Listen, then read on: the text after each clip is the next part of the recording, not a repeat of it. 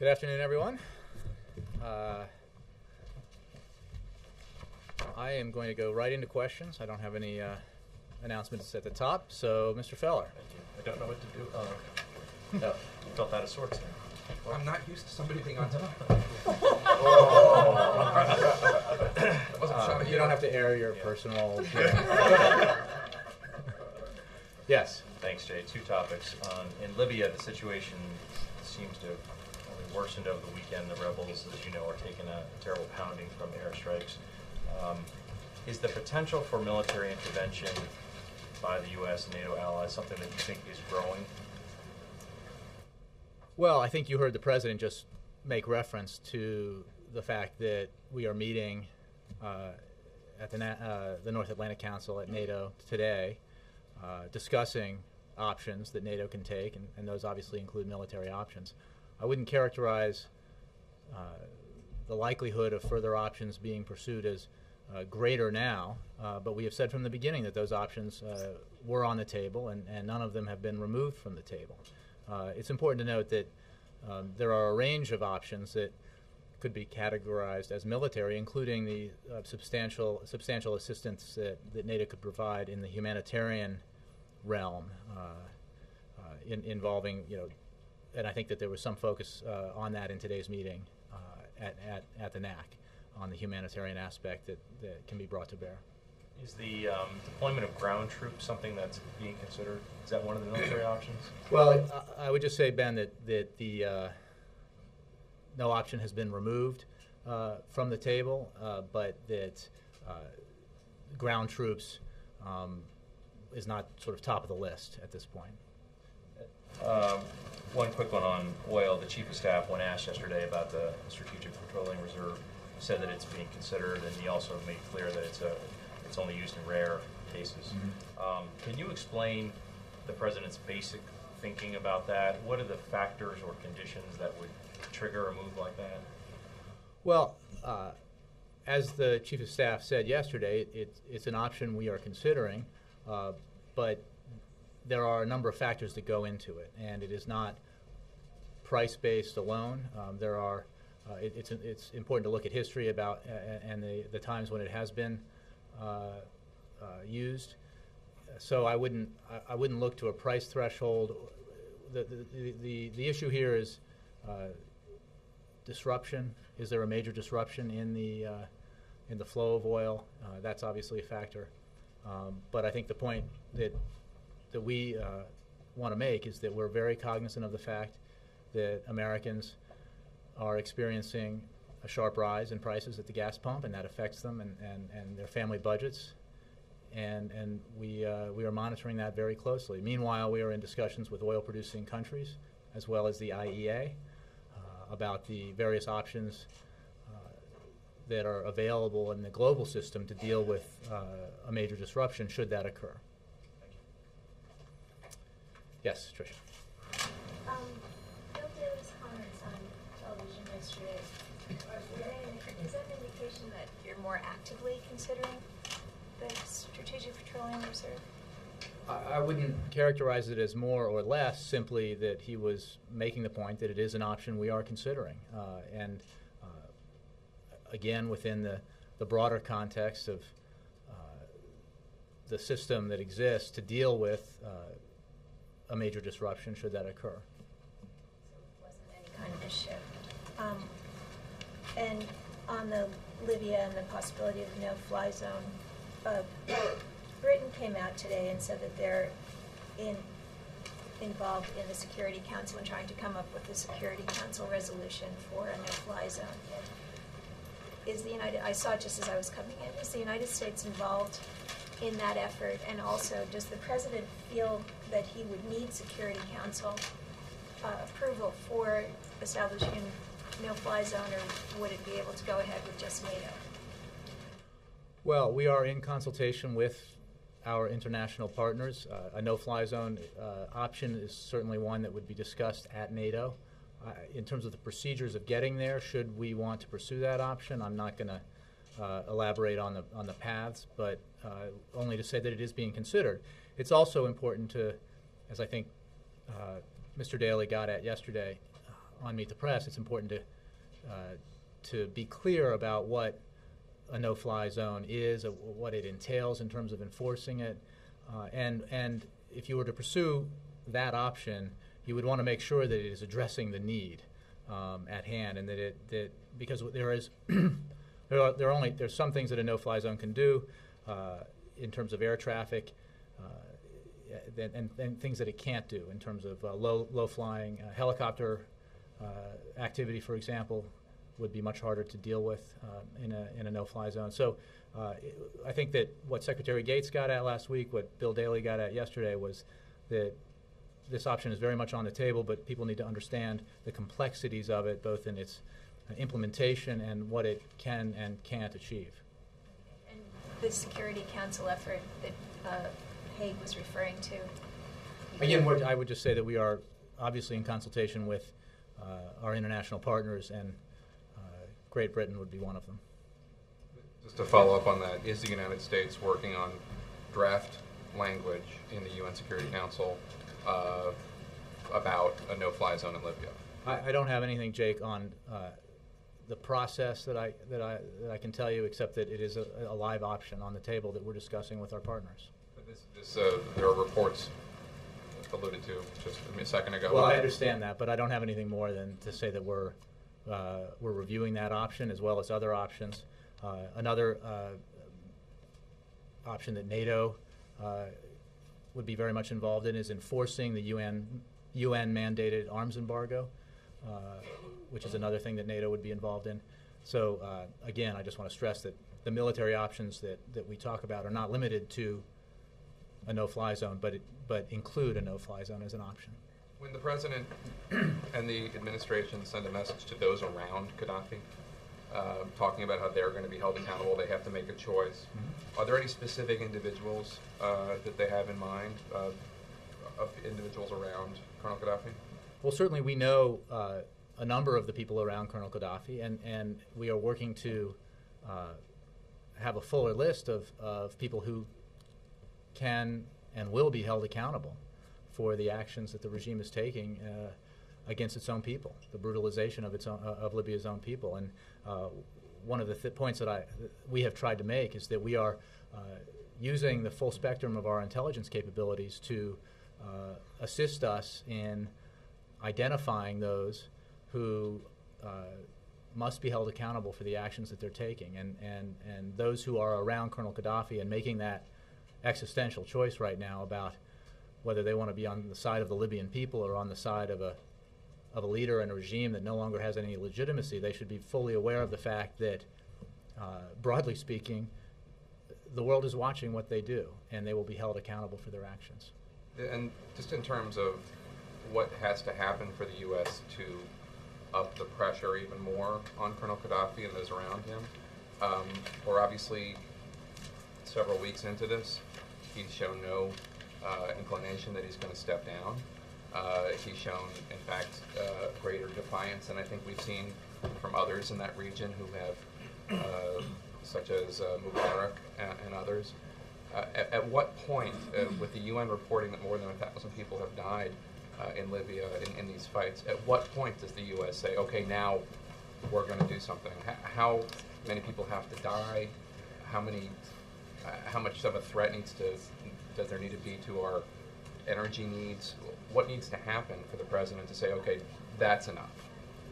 Well, Jake, I would simply say that, and remind you that when you say that this has been a couple of weeks already, that is a remarkably short period of time from a point where Colonel Gaddafi was perceived to be and was in full control of his country to the point where the international community is imposing substantial and punishing sanctions on him and his regime, and the international community, including in the Middle East, is speaking with one voice, calling for him to step down and to cease the violence against his own people. We are, and we're talking here a matter of days and weeks that all of this has transpired. We are monitoring the situation very closely, obviously, and aware of the ongoing violence. And as the President just did with the Prime Minister of Australia, we call again on the Libyan regime, the Gaddafi regime, to stop the inhumane, brutal, unacceptable assault on its own people, and for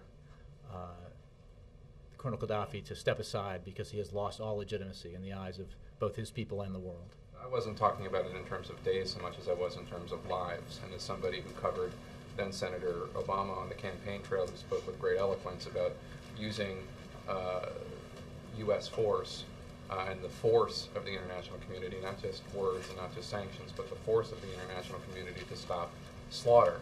And I'm wondering, more than 1,000 people have died according to the United Nations.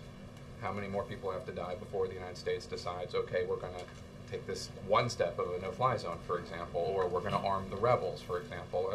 What needs to happen? How many more people have to die?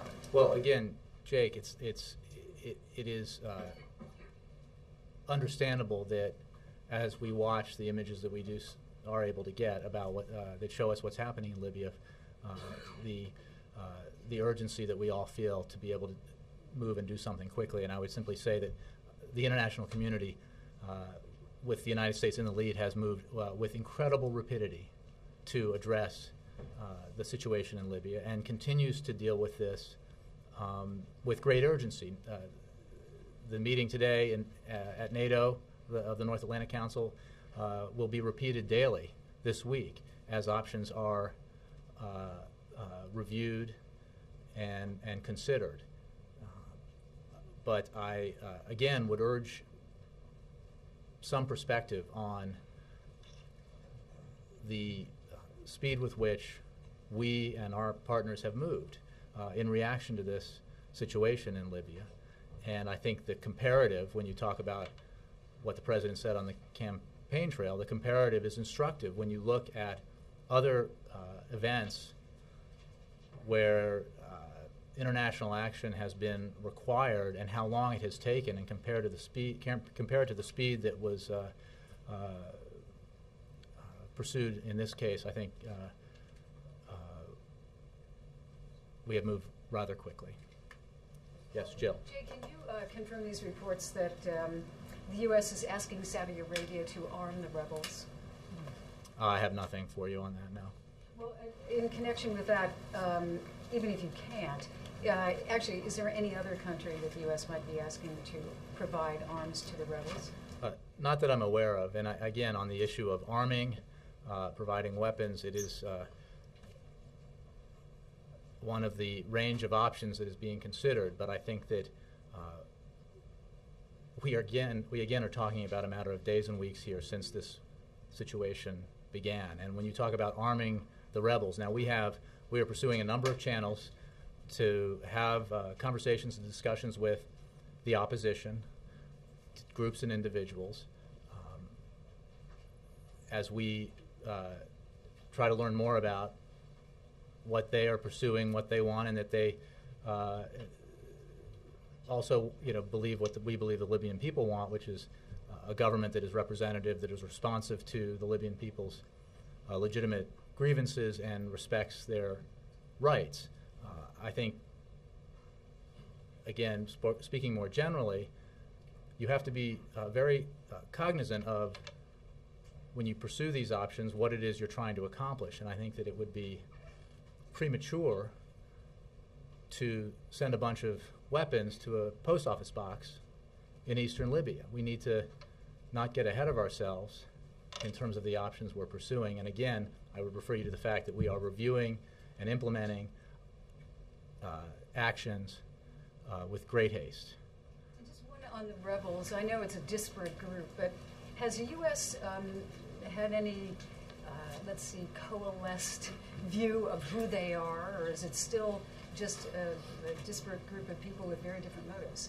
Well, again, I would, without getting into specifics about individuals or groups, we are using many channels, diplomatic, the business community, NGOs, to reach out to those in Libya who are working to bring about a government that respects the rights and aspirations of the Libyan people. For a variety of reasons, I will not from here discuss how we're having those conversations or specifically with whom. But we are obviously gathering information and learning about the opposition. Yes, Jay. Jake, on the no-fly zone, let me try. You said ground troops are on the table, but they're not at the top of the list. What I mentioned is that we have not removed any option from the table, and I guess I don't want that to be over-interpreted. I simply would suggest that we are actively considering every option, and that the military aspects of humanitarian assistance are being actively discussed. The no-fly zone is being actively discussed. The enforcement of the arms embargo that the UN has mandated is being actively discussed. And we're not removing any other options, but I would point that out. You said ground troops are not at the top of the list. Would it be accurate to say that no-fly zone is at the top of the list? Well, I think I just mentioned to you some of the 3 areas that are being discussed today at NATO. Could I pursue Joel's question a little bit more? Because there are reports overseas that Saudi Arabia has been asked by the United States to send weapons to the rebels. Is that specific option on the table, asking Saudi Arabia to send them? I would simply say that the option of providing military assistance is on the table because no options have been removed from the table. So I won't get into the means by which that would occur. I would, however, point you to my comments in response to Jill's question. CBS has been pursuing a story over the past week or so about gun running in Mexico, hundreds and hundreds of guns going into Mexico. With the knowledge of ATF, they had hoped it would lead them to the big fish, but it didn't work. And there are 2 developments on that today. There's an IG investigation been ordered at Justice, and Mexico has asked for whatever details the United States can provide on that. Do you have any comment on the story and on these developments today? Chip, I don't. Obviously, as the President pointed out when he spoke here with President Calderon, we take the issue of the flow of guns south very seriously, as we do the issue of the flow of drugs north. But beyond that, I don't have any comment. Is he aware of the specific allegation? I don't know. Guns went into Mexico with the knowledge of ATF? I don't know, Jim. Final question. On the strategic political reserve, petroleum reserve, is the price of gas a valid consideration in deciding whether to use that? I would say that the price of oil is one of a number of factors that is looked at, in making that determination, but not the sole factor. A key factor, would that be fair to say? It's one of a number. Okay. Let me continue. Yes. So on the budget, regardless of the numbers that both sides choose, whether it's 100 billion or 61 billion or 6.5, you've got to agree that you're pretty far apart still. And so the question is, would you guys go for another short-term continuing resolution? And also, with Biden gone to Europe, who's handling the negotiations? Are there more meetings scheduled, phone calls? There are continued conversations at the staff level that have continued through the weekend and through today, and will continue as the Senate begins to take action on the bills that are on the table, which I think will be an important milestone as we make progress in these negotiations. I would point out that depending on, regardless of whatever number you want to start from, we have, beginning with the bill signed last December, which cut $41 billion from the President's 2011 budget proposal. And the baseline upon which House Republicans built their demand for $100 billion in cuts, we have now, both the administration and the Democrats in the Senate have met the Republicans more than halfway at $51 billion and change. We are engaged and will continue to engage in negotiations. We remain optimistic that there will not be a shutdown, but we do not believe it would be, we believe it would be bad for the economy. It would have harmful effects if we did this sort of toll booth where every few weeks we're reopening the question of whether or not the government is going to be funded going forward. I think the uncertainty that creates would be very harmful for the economy at a time when we are beginning to witness very positive signs that the recovery is gathering some steam. We had a very positive jobs report number, as you know, on Friday. And I think that we all agree that the last thing we should be doing in these negotiations is taking actions that reverse the trend of the recovery. So we remain optimistic that we can get a deal for a long-term resolution on the funding of the government with substantial spending cuts, which the President has made clear he supports. If we find that common ground, we can get that long-term resolution and move on to some of these other big issues. But if you have a short-term, if you have to do short-term 2 week, you'll do it, right? Well, I'm not going to. We remain optimistic that we can reach an agreement on the full year, fiscal year funding, and I'm not going to draw a line here in the sand about what we will or won't do. What I will say is that it is unacceptable. It is not good for the economy, and therefore a very bad idea to set up a scenario where we do this constantly every 2 weeks. One more question that's on Libya. With the whole, you said, the President has said that you want to send a message to people close to Gaddafi that they will be held accountable if the killing continues. How do you measure whether or not they're getting that message? Is there anyone having direct contacts with some of these people? How do you know that they're receiving it? Well, we have a broad range of contacts, including with members of the Libyan government in Libya. And then I would simply point you to what I said before about utilizing the full spectrum of our capabilities to make sure we are aware of the actions that are being taken by those around Colonel Gaddafi, and so that they can be held accountable by the international community. Wendell, did you? Chief of Staff Daley said yesterday that a no-fly zone is not a video game. Is the President worried that some people pushing for this are underestimating the potential cost in blood and treasure? I would say simply that it is important to be very aware of the complexities of creating and enforcing a no-fly zone. It remains very much on the table, but everyone involved in the discussions needs to be aware of what that means, both in terms of the logistics and the implementation that I think Secretary Gates talked about last week, and also the cost. Again, it's on the table. It's a serious option, but it is literally a serious option, and it's not a simple one that you can simply say, oh, let's have a no-fly zone, snap your fingers, and it happens. Is it an act of Is war? part of that complexity the potential to rally Gaddafi's supporters behind him? Is there concern that U.S. military action could actually be counterproductive in that regard? Well, setting aside specifically U.S. military action, we believe it is both true and very important to have it be perceived true that the unrest in Libya, the drive to force Colonel Gaddafi from power, and the unrest throughout the region is organic. It is not inspired by the United States or other Western or foreign countries, and that's an important factor here in the developments, the historic developments we've seen in these last weeks and months.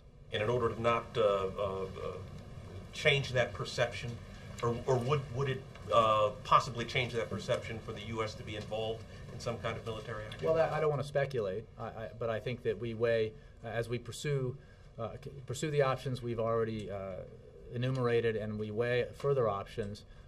Obviously, we want to be as aware as possible about the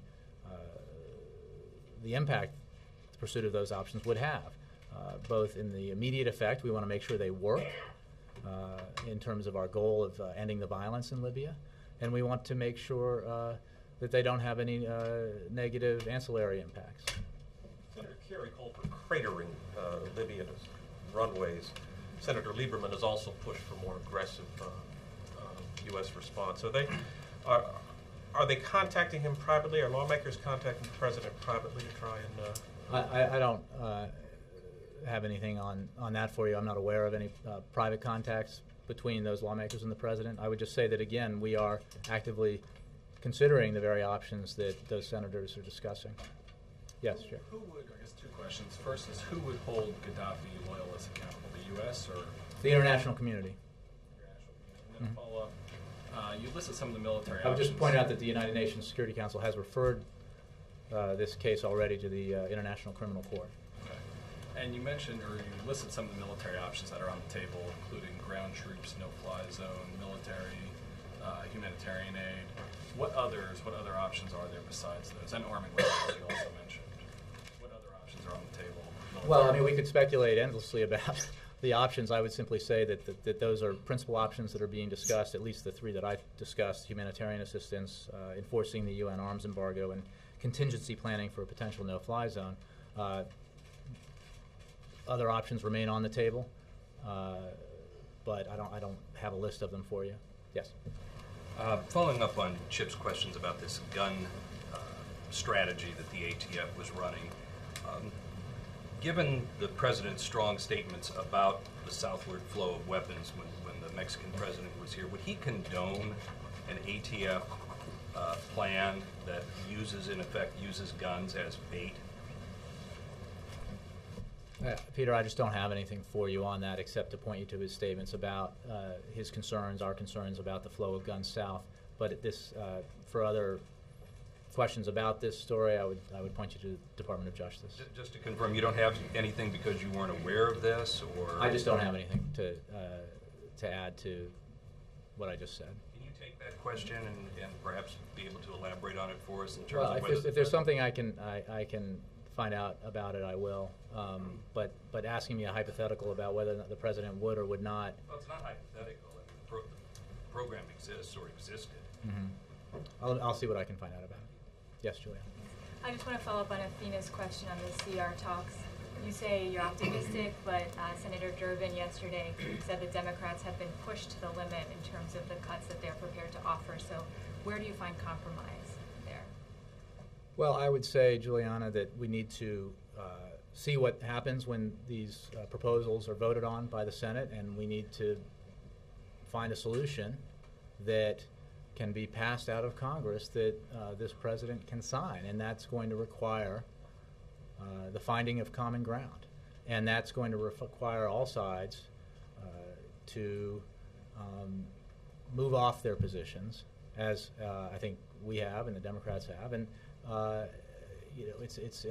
it's a process that is not at its end. It is still sort of midstream here, and I think we need to wait and see how the Senate responds when it votes on those two measures.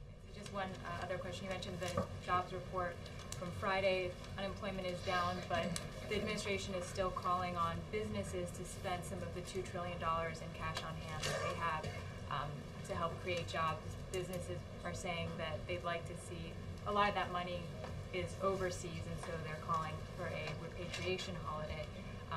Is that considered one of the loopholes that the president won't consider as part of corporate, a grander corporate tax code overhaul, or is that something that the administration would support considering separately? I think that a repatriation holiday would be something that we would consider as part of an overall process.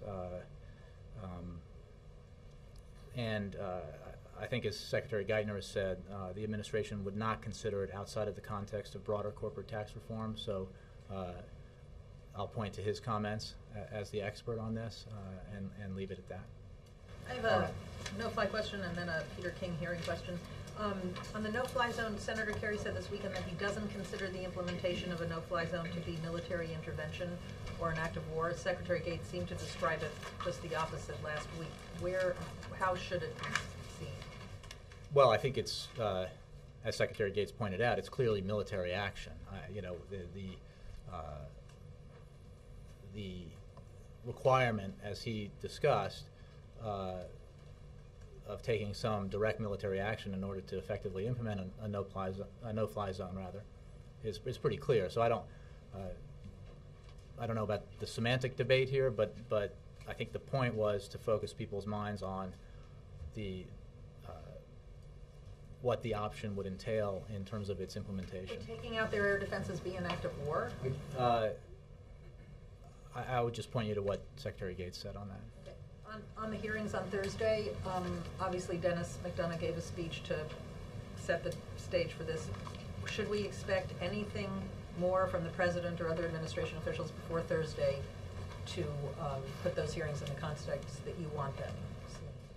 Well, first of all, I would say that the goal of the Deputy National Security Advisor's speech was not to put the a context on the congressional hearings. We welcome congressional interest in this issue. We think it's an important issue. It's one we've been working on for a long time. It was addressed early last year in the National Security Strategy, and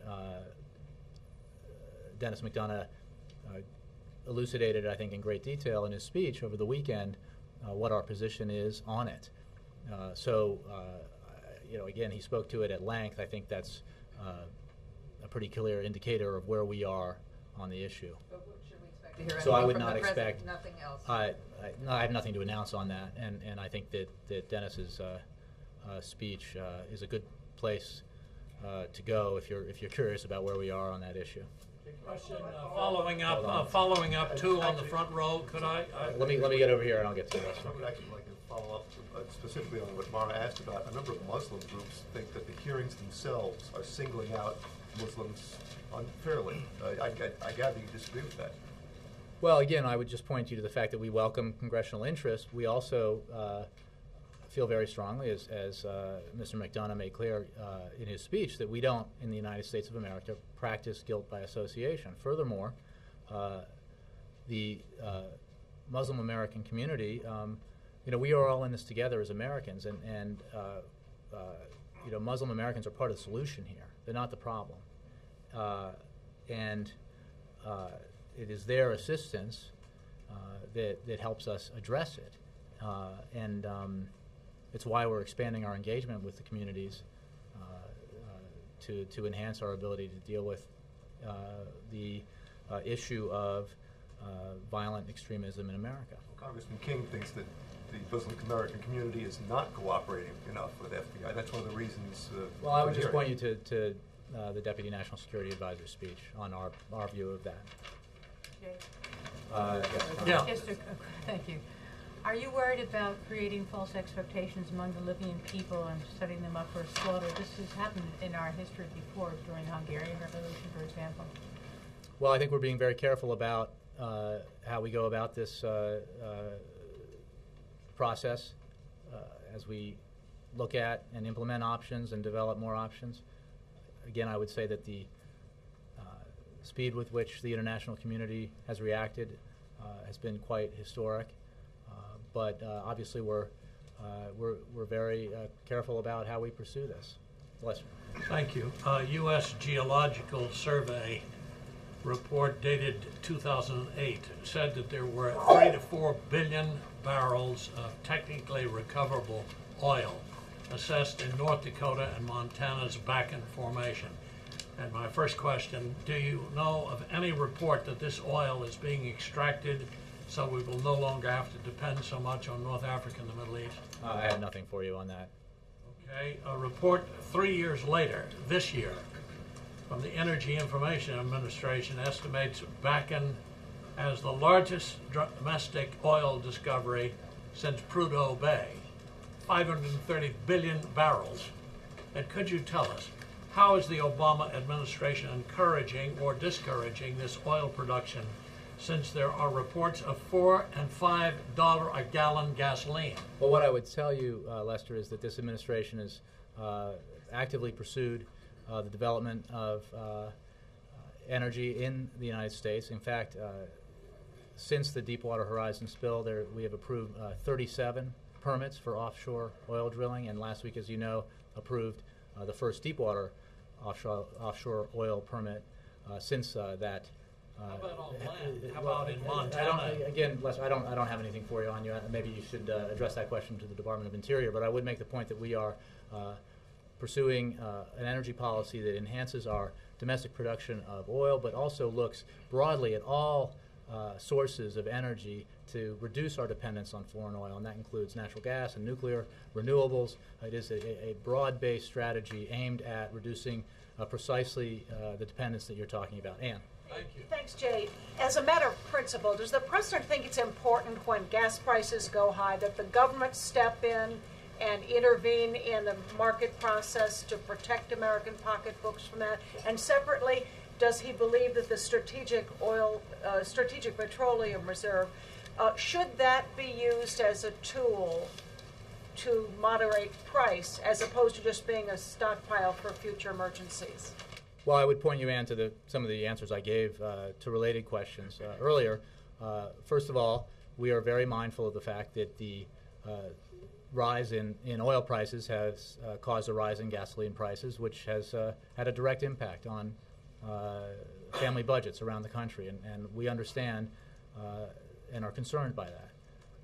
On the broader issue of using the Strategic Petroleum Reserve, there are a variety of options a variety of considerations that go into whether or not to take action in that regard. It's an option that's on the table, but remember, all the options that we consider here and the global system considers are aimed at dealing with a major disruption. It is not simply a price-based consideration. So I think that does answer your question. Well, my question is, why should the government intervene in a market economy? Well, again, what I'm talking about here is a major disruption.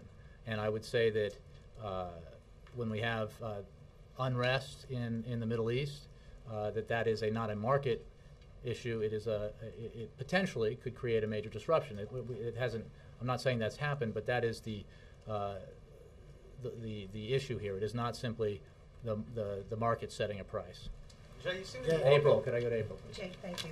A couple questions. Can you talk about AFRICOM's role as it relates to all the options that are still on the table when you're dealing with Libya?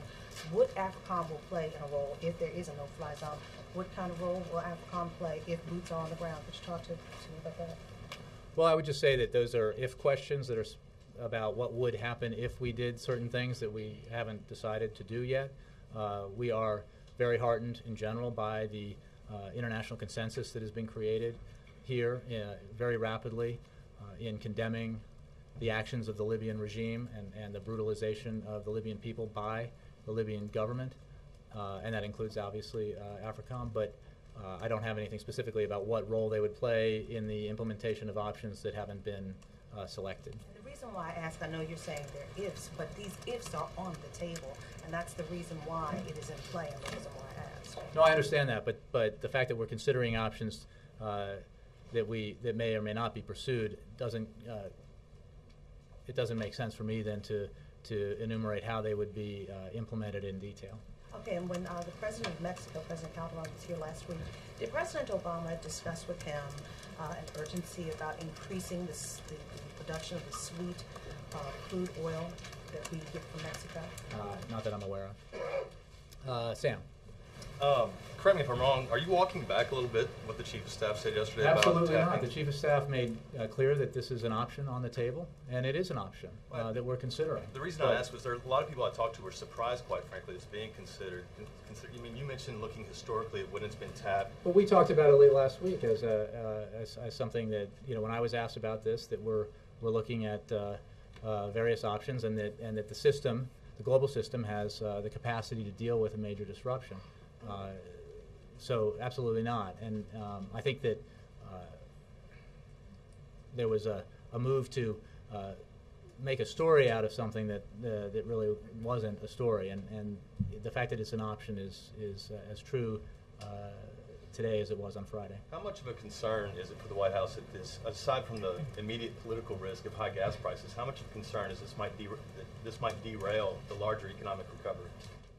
Well, again, I don't think this is about politics. I think it's about the impact on American families and their budgets, and I think it's about the impact on the economy, which you just addressed. So, and then broadly, the global system of oil supply and the potential for disruption. So, all of those things are things that we're looking at as we consider our options. Abby, sorry. I have a question about President Obama about a week ago said that he agreed with Mitt Romney about the role that states would play in health care.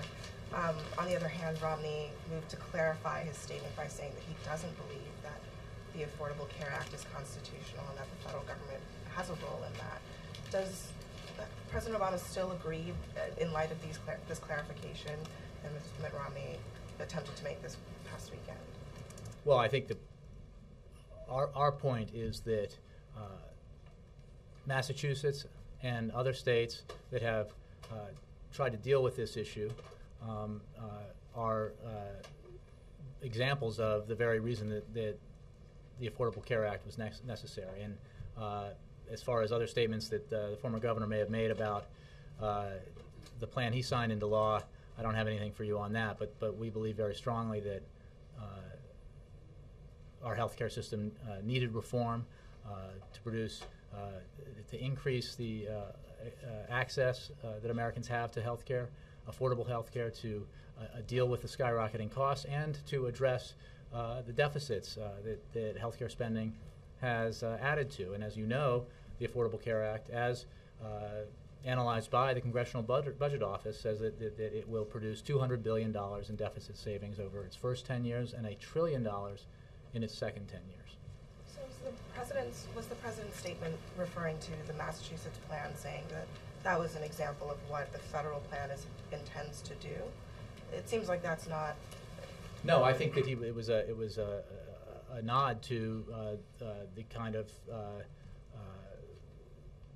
recognition that states have had to deal with this issue, and one of the reasons why, as you know, going back last week, that the president announced the state innovation waivers and moving them up was precisely because he is interested in states, if they have good ideas for how to achieve the goals set by the Affordable Care Act, that they pursue those, and feels like that it was that we could move that process up and achieve those goals even earlier than originally anticipated by the law. George.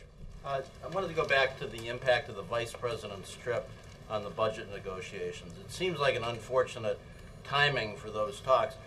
In his absence, who is the administration point person, and is there any effort to keep the vice president involved in conversations by phone from Finland?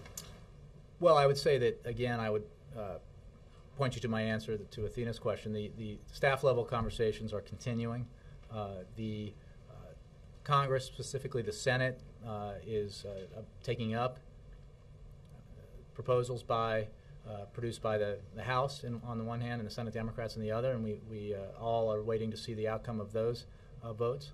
And then I would simply say that in the era of modern communications, it's certainly possible that the Vice President could get on the phone with anyone here in Washington who needed to speak with him. Who on the staff is the point person while he's gone? I'm not going to specify that, simply to say that a variety of staff members, senior staff members, have been in conversations with folks on the Hill about this. Yeah. Thanks, Jay. Was it a mistake for the last administration to resume diplomatic relations with Libya? Look, I think we're focused right now on the crisis that has unfolded in Libya in the last several weeks. The fact that the Libyan government took actions to rid itself of weapons of mass destruction was obviously a positive thing. But right now we are focused on the crisis at hand and not the past. Was it a mistake for this administration to keep those diplomatic relations going with the new administration's policies? No, it wasn't. And I would again focus you on the historic events that have occurred in the last several weeks and explain that that's where our attention is right now. Get out of resuming diplomatic relations with Libya? Again, the action taken by the Libyan government to deal with its weapons of mass destruction was obviously welcome. It does not buy you a free pass forever, and it does certainly not make the actions that the same regime has taken in the last several weeks in any way acceptable or palatable. Bill. Jay, I'd like to see if I can establish this fact, something we all take for granted. The president Friday evening in Miami said, "We're here because we want to win in 2012." So is the president now an official candidate for re-election? I have no election announcements to make from here. So how can he go out and say we want to win in 2012? Is he an uncandidate, or what's this? Well, I believe he was there at the event you're referring to, campaigning for Senator Nelson and Democrats in general. So there's a broad we there. Thanks, Jay. Thanks very much, guys.